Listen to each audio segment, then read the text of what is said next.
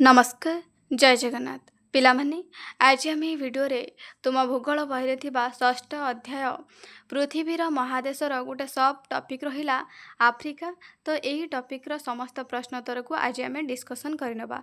तो माने समस्त वीडियो को लाइक करदेव, सांग मान सहित शेयर करनब, आ चैनल नुआ थिले चैनल को मध्य सब्सक्राइब करनब।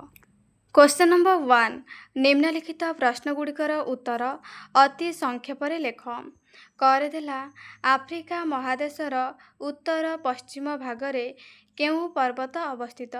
उत्तर आफ्रिका महादेशर उत्तर पश्चिम भागरे आटलास पर्वतमाला अवस्थित। नेक्स्ट खरेदेला आफ्रिका महादेशरे प्रवाहित दुईटी नदीर नाम लेख। उत्तर आफ्रिका महादेशरे प्रवाहित दुईटी नदीर नाम हैला नील नदी और जाइरे। नेक्स्ट गरेदेला पृथ्वीर बृहत्तम मरुभूमिर नाम कौन? उत्तर साहारा पृथ्वीर बृहत्तम मरुभूमि अटे। देन घरेदेला केउ माने आफ्रिकार मूल अधिवासी? उत्तर निग्रो माने आफ्रिकार मूल अधिवासी। नेक्स्ट उमरेदेला पृथ्वीर दीर्घतम नदीर नाम लेख।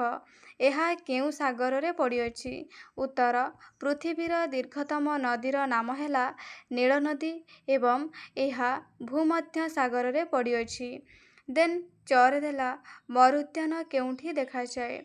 उत्तर मरुभूमि रे जेउठारे झरणा थाए सेठारे मरुद्यान देखा जाए। देन छरेदेला पिरामिड केउं देशरे देखिबाकू मिले? उत्तर मिस्र देशरे पिरामिड देखिबाकू मिले। नेक्स्ट क्वेश्चन नंबर 2 आफ्रिकार अधिवासी मानकर प्रधान जीविका गुड़िक कौन कौन वर्णना कर?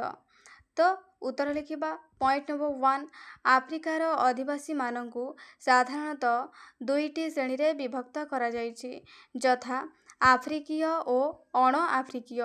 निग्रो माने आफ्रिकार प्राचीन अधिवासी, अण आफ्रिकीय माने एशिया और यूरोप महादेशरू आसी एठारे शह शह वर्ष धरी बास करुछंती। पॉइंट नंबर 2 नील नदीर उपत्यका एवं तार त्रिकोणभूमि अंचल रे मृत्तिका उर्वर और जलसेचनर सुविधा थिबा जोगु लोकमाने कृषि कार्य और गोपालन करी जीविका निर्वाह करती।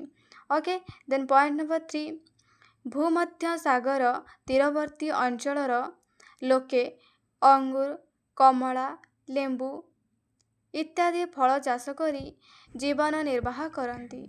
पॉइंट नंबर 4 तृणभूमि मानकरे गोरु, मेष इत्यादि पशु पालन करिथांती। पॉइंट नंबर 5 सुना, हीरा इत्यादि विभिन्न खनि, रबर, फल आदि कृषि, शिल्प, वाणिज्य, गमनागमन आदि क्षेत्र रे अनेक लोक नियुक्ति पाई जीविका निर्वाह करती। तो पिला माने आशा करी वीडियोटी तुम मान हेल्पफुल होइथिबो। तुम माने समस्त वीडियो को लाइक करदेव, सांग मान सहित शेयर करनब, और चैनल नुआ थिले चैनल को मध्य सब्सक्राइब करनब। धन्यवाद।